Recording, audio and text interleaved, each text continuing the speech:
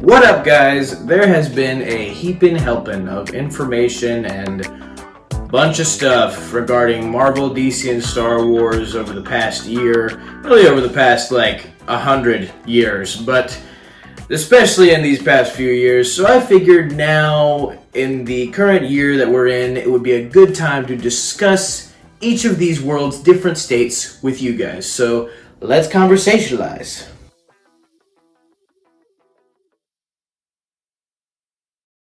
Alright guys, so basically I wanted to do this video because I've loved these three specific worlds since I was a small boy, and watching them over time change and stuff happen to them and them make decisions that I'm not the biggest fan of has been difficult when you appreciate the world so much and you love all the characters. It's been difficult, but it's also been nice to see the ups when they've had them. But right now, I feel like we're just kind of in a state of panic for all three of them in different ways. There's heightened emotions regarding all of these, confusion. I mean, each world could probably be summed up into one different problem currently.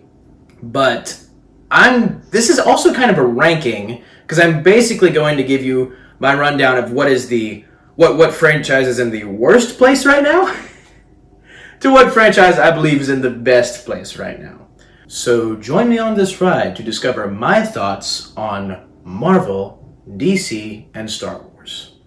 Alright guys, so what franchise do I think is in the worst position it's ever been right now? Marvel. Very easily coming in at last place is Marvel. If I could sum up the current state of Marvel, these are my general thoughts. If I could sum it up in one word, it'd probably be ah! But in all seriousness, we're not in a good place right now. The last two Marvel movies have kind of stunk. At least to me, and as I understand it, a good few other people. Marvel used to be so awesome. When I was a kid, I saw all the original movies in theater. I guess except for the first two Iron Mans and the Hulk movie because I was a little young. But I remember distinctly seeing the first Thor movie in theater. I absolutely loved it. The Frost Giant scared me a little bit. And then so as the years went on, I watched all of the new bigger movies in the theater with my parents, and it was awesome. And, you get to Endgame, and it's this massive climax of massive proportions. But it is a definitive end for the first three phases. And I remember even before Endgame thinking, what is going to come after it? What kind of story are they going to tell after this? Just because they've already told such an epic, big, climactic story with all of our favorite characters. What characters would they use to continue the MCU? And apparently, they decided to use all the characters, instead of the ones like Silver Surfer, like the Fantastic Four, like the X-Men, instead they decided to give us a bunch of no-name characters that, frankly, we would not want to see nearly as much as the aforementioned characters.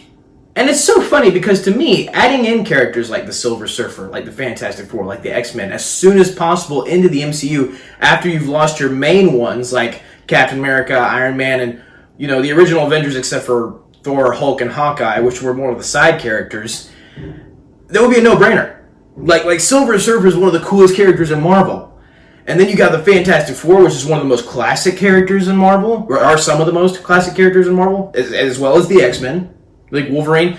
But instead, they decided for Phase 4 to use all these no-name characters. They're trying to go for, next generation, but I feel like so many of these new characters just aren't nearly as charismatic, especially as the old characters, and just in general to carry the rest of the MCU. People have been debating who should lead the new Avengers. And I mean, my vote would be Spider-Man. I think that would be the best, and I am insanely massive Spider-Man fan. He's my favorite superhero, but other than that, you don't have a ton of options. Falcon would work, but it's just, we're in such a state of blah. That's what it feels like, especially after Quantumania, because one word, MODOK.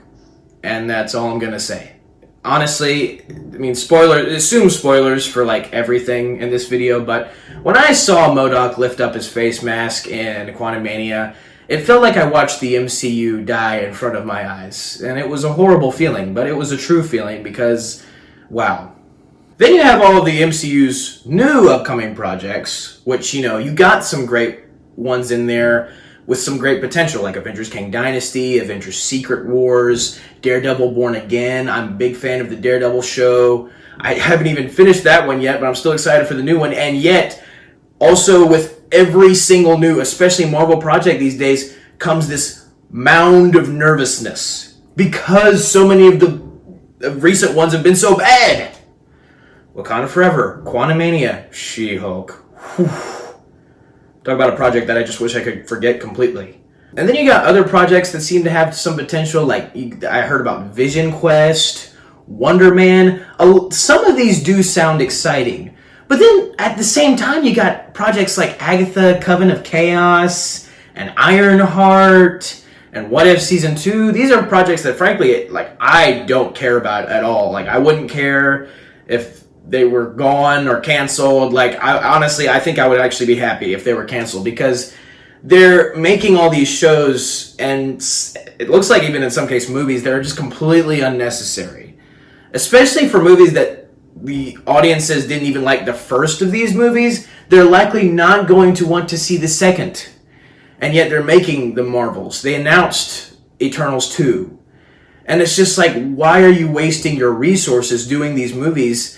And also, why are you getting these directors who their only credits to their name before making a Marvel movie were these projects that not a lot of people enjoyed? And yet they've given these special projects, at least to them, to these people who want to add their own agendas in there. And then Marvel is overseeing it all, even wants to add their own agendas in there to push on people instead of just watching a good story and a good movie. That is a horrible strategy for your company, and yet they had such a good strategy with the first 3 phases. Like, start with Iron Man, end with Endgame. Done. Infinity Saga, let's go. And they did it. They pulled it off. I mean, I had my criticisms here and there for the first 3 phases, but still, they pulled it off. And I just wish that they kept or made another solid plan instead of in phase 4, just doing what feels like a bunch of nothing. And even the multiverse stuff in phase 4 didn't really seem to connect. Like, No Way Home wasn't connected to Loki, and Loki wasn't connected to Multiverse of Madness. And it's such a state of disarray. And then they start phase 5 with one of the worst Marvel movies to date. Kang was awesome, but like the trailers for Quantumania was like the beginning of a new dynasty. And spoiler alert, he dies at the end of the movie. And I get that there's like a billion other Kangs, but in my mind, I'm like, even if like he was able to do something consequential for the MCU before his death, that would have been better. But instead, he just dies, and only like a few people know about his existence. And so it doesn't feel like at all like the beginning of a new dynasty. It just feels like, oh yeah, there was a bad guy in the quantum realm and we stopped him real quick and there might be a threat, but we don't care.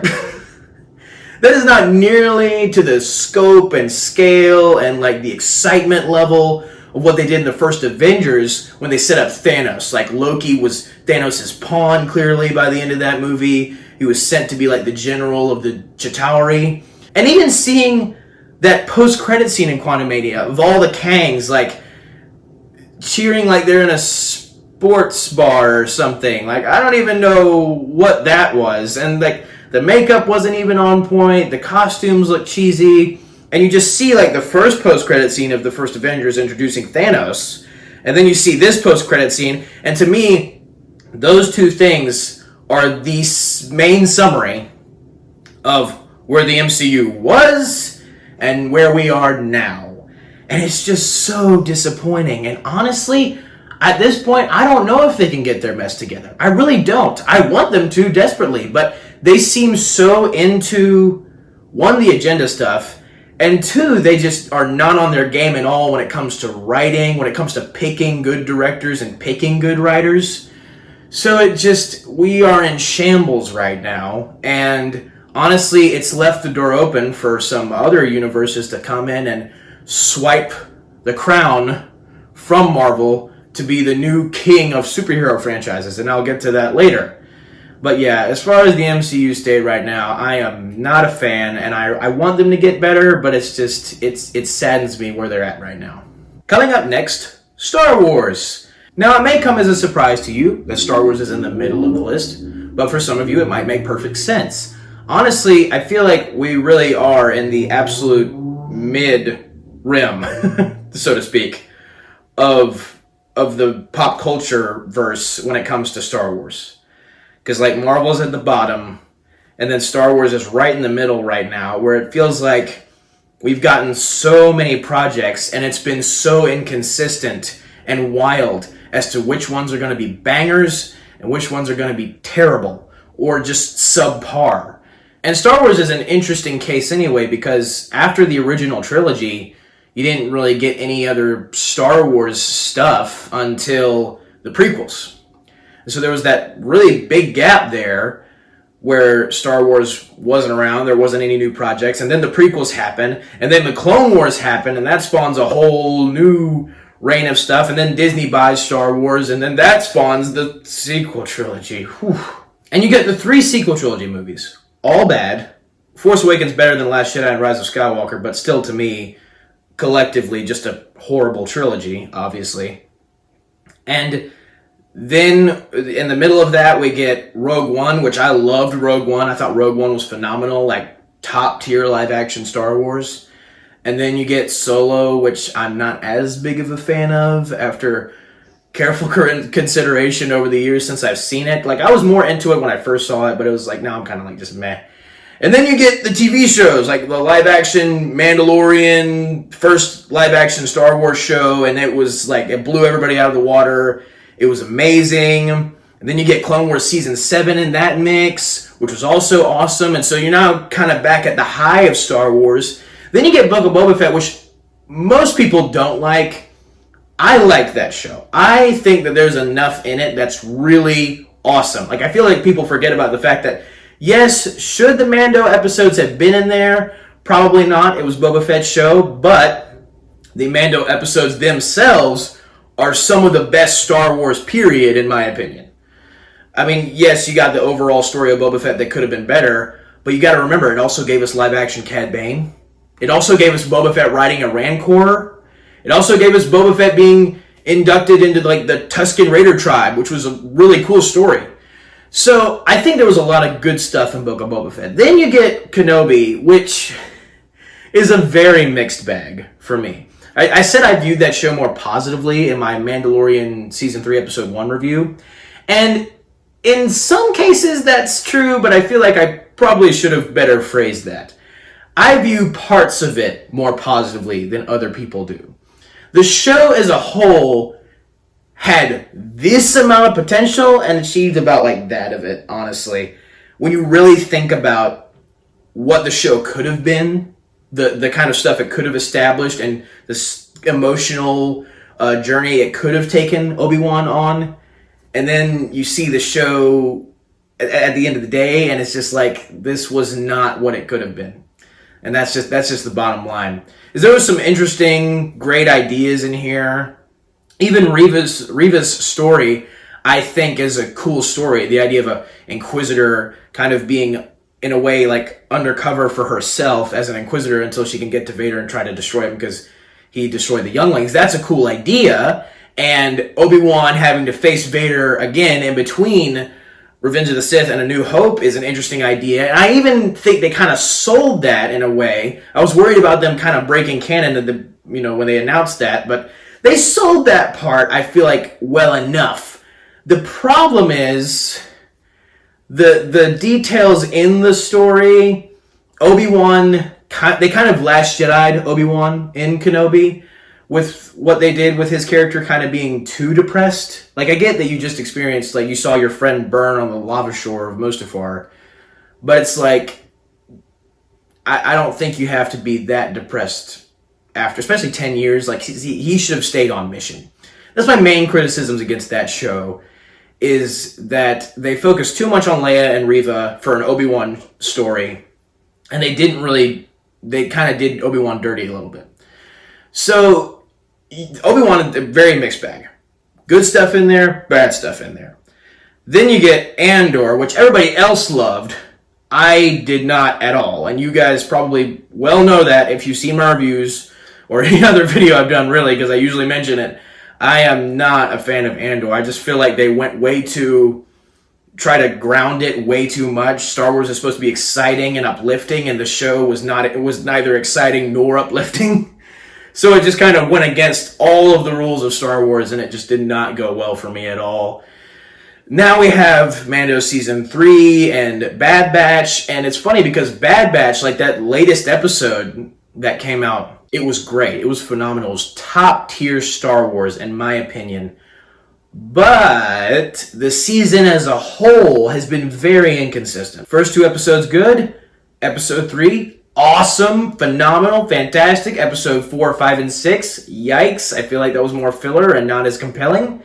Then you get 7 and 8, like the best political thriller we've seen in Star Wars, which is what Andor should have been. And then we get Episode 9, which I thought was a really cool tech story with Omega. Episode 10, not as compelling. Then we get episode 11 and 12. They're great. It's just like... It's been so funny reviewing that season because of how, like, we're high, we're low, we're high, we're low, we're high, we're low. And I really wish they would have just stuck to the central Crosshair and Empire narrative because that seems to be where they're the best. And then you have Mando Season 3, which the first 2 episodes, like... First episode was a little, like... Not a lot happened. It wasn't terribly exciting. Then the next episode was really good. Had lots of cool details. It was a longer video because of that. And, you know, it was exciting to review this, but it's just kind of funny because basically where Star Wars is now is just basically a reflection of their story in general.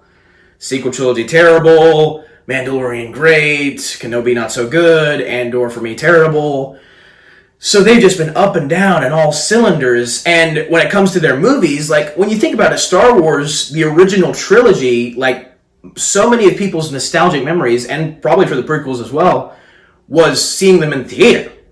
Seeing, like, having the experiences of seeing the ships fly on the big screen and the lightsaber duels on the big screen.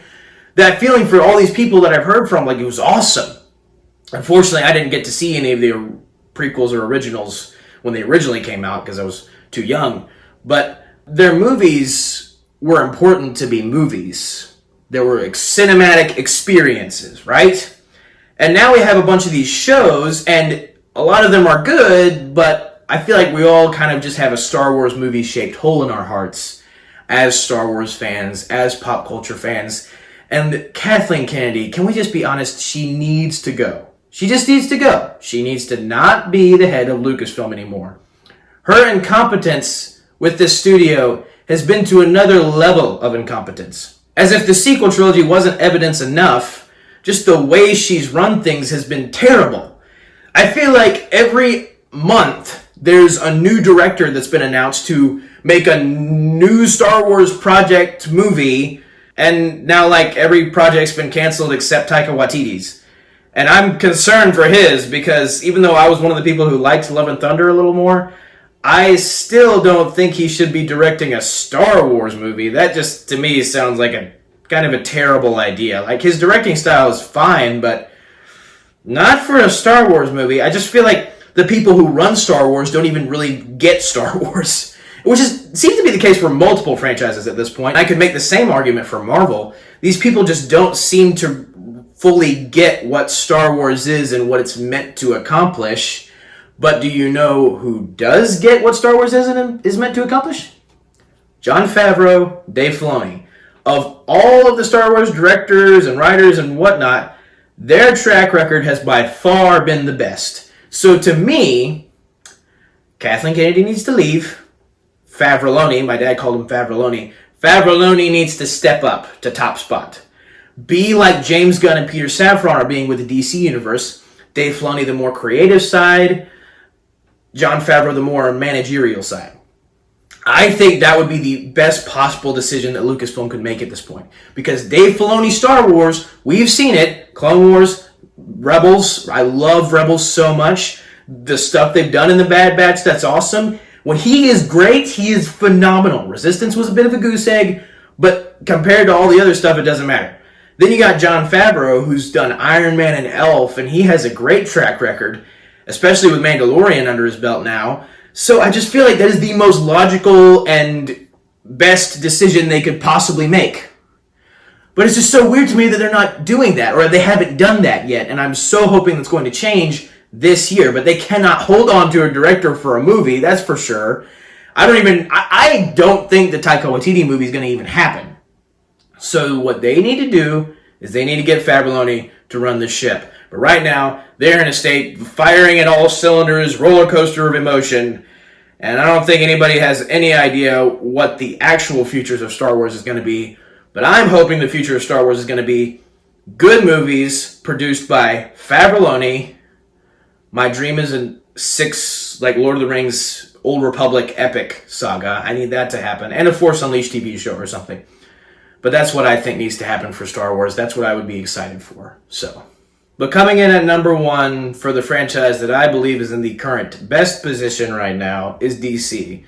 Now, there is probably a ton of you guys that disagree with me on this, that think I'm crazy, that are like, Son of Wanda, they haven't been in a good position, like, at all, like, ever.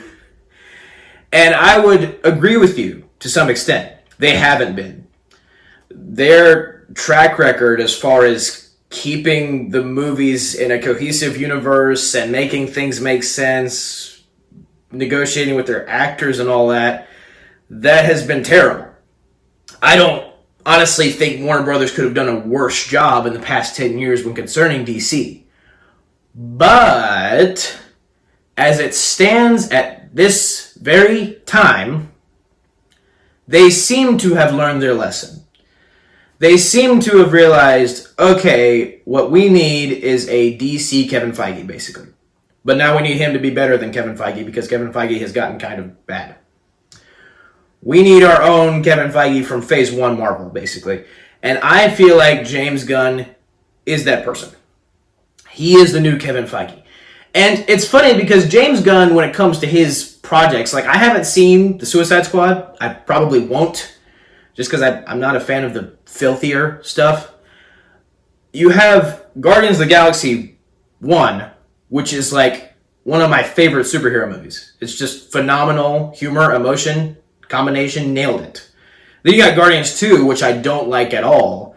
I think that was such a big misfire. But at the same time, James Gunn still did Guardians 1.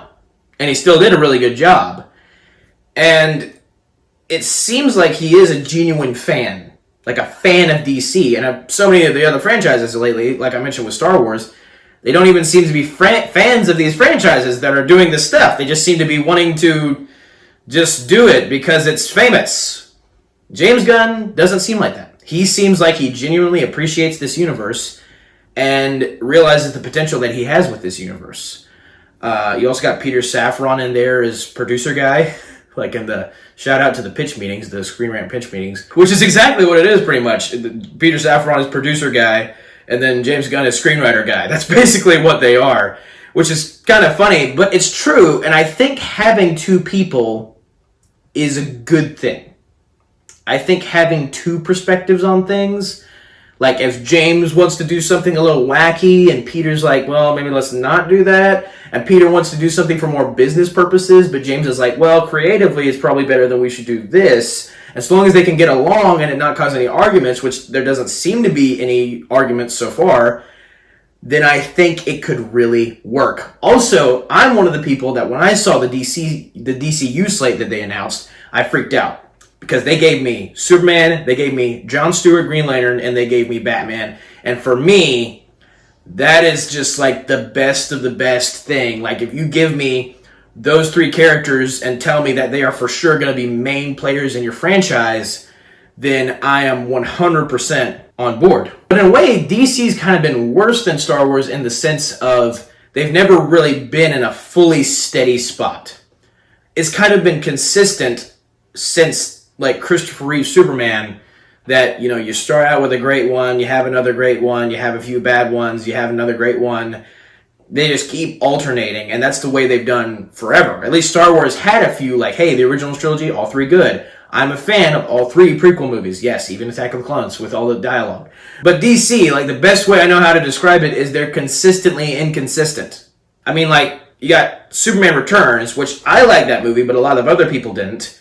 And then, in conjunction with that, you have Batman Begins starting off the Dark Knight trilogy, which is arguably like just one of the best movie trilogies and movies, period. And then you start the DCEU off with Man of Steel, which is my third favorite superhero movie.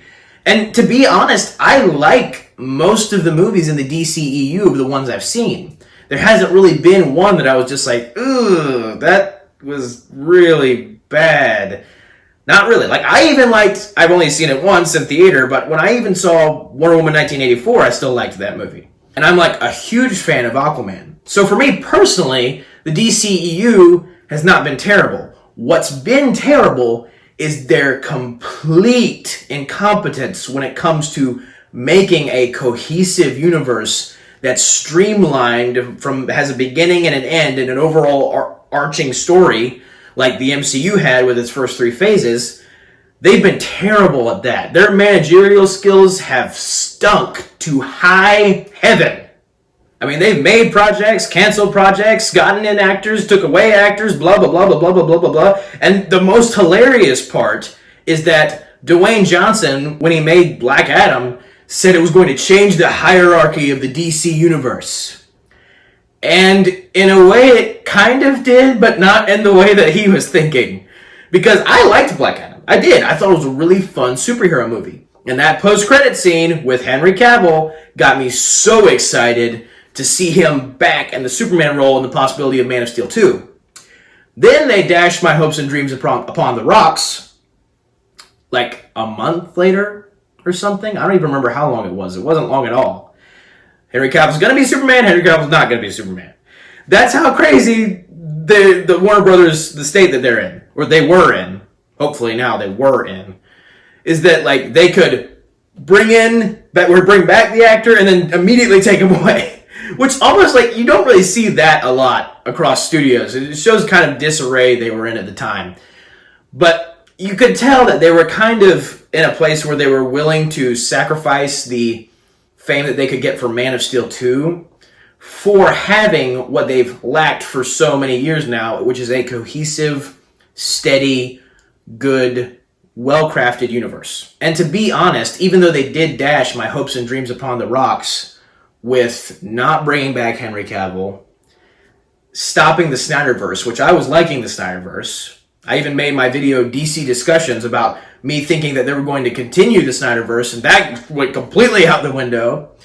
But even after all of that, even after all the craziness and the disarray and them taking away these projects that I was really excited about the prospect of, and these actors that I really like in these roles, even after all of that, James Gunn's ushering in this new DC era, having a cohesive universe that we've always wanted. Every DC fan has wanted them to have an MCU universe.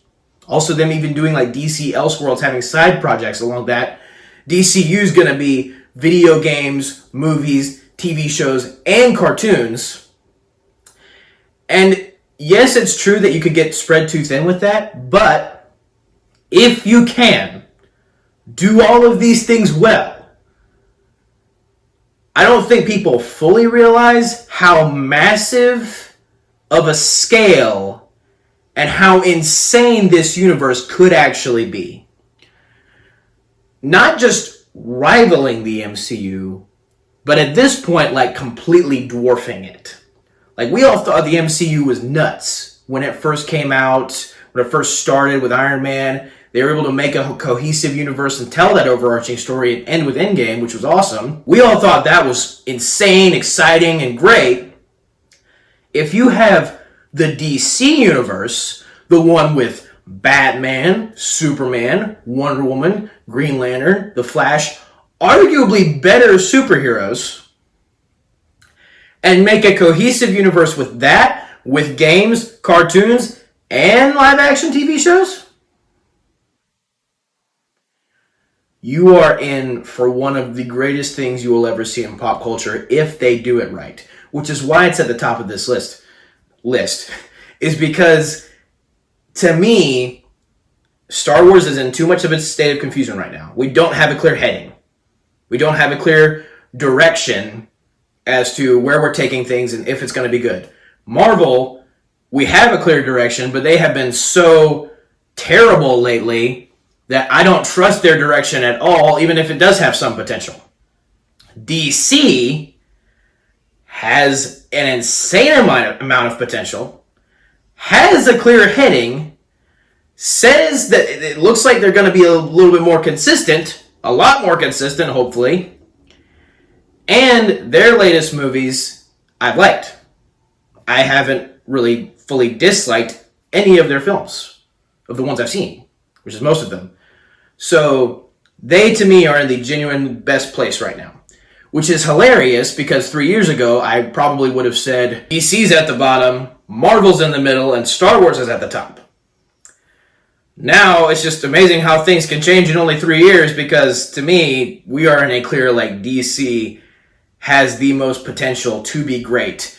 And I'm going to go see Shazam! Fury of the Gods this weekend, which is the first DC movie of the James Gunn era, even though he didn't really had nothing to do with it particularly. So I'm hyped for that movie, and if it's good, and if Flash is good, and if Blue Beetle is good, if Aquaman is good, and they can ride that train to the end of whatever story this is on, that is going to be truly amazing. Oh, and by the way, James Gunn recently said that he only revealed less than half of the projects that are planned for the first chapter of the DCU.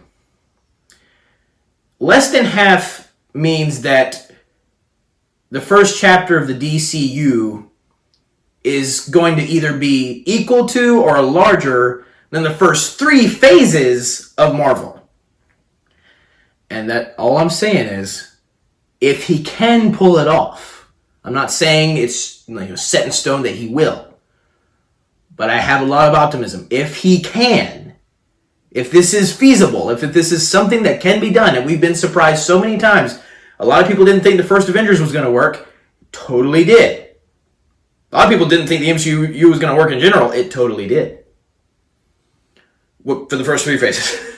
But this, to me, again, if this works, will be indescribably spectacular. So that is my review, ranking, whatever the heck you want to call it, for all of these pop culture worlds that I love so much, that I love the characters of so much. I'm saddened for one of them, confused for one of them, and really excited for one of them too. And you probably know which one of those are. So thank you guys for watching. Have a very blessed day. May the Lord be with you. May the Force be with you. Goodbye. That's a wrap. I'm saddened for some of them. I can't talk.